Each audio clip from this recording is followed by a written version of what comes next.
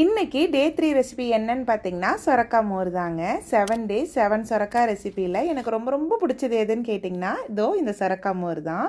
இது எப்படி செய்யணும்னு பார்த்தீங்கன்னா ஒரு முழு சொரக்காய் எடுத்துக்கலாம். தோலோடைய குட்டி குட்டி பீஸாக கட் பண்ணிக்கிட்டு மிக்ஸி ஜாரில் சின்ன துண்டு இஞ்சி, ஒரு பச்சை மிளகாய், கட் பண்ணி வச்ச சொரக்காய், கொஞ்சம் கல்லுப்பு போட்டு ஒரு அரைச்சிக்கலாங்க. அரைச்சதுக்கப்புறம் 4 கரண்டி தயிர் ஊற்றிக்கலாம். கூடவே கொத்தமல்லி தழை இருந்தால் கொஞ்சம் போட்டுக்கலாம், அதுவுமே சூப்பராக இருக்கும். நான் இன்றைக்கி போட மறந்துட்டேன்.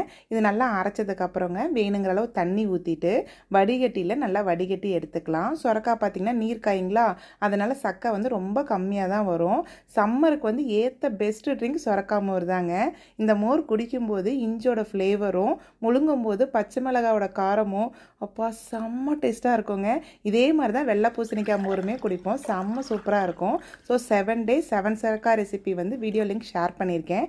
கண்டிப்பாக மிஸ் பண்ணாமல் பாருங்கள்.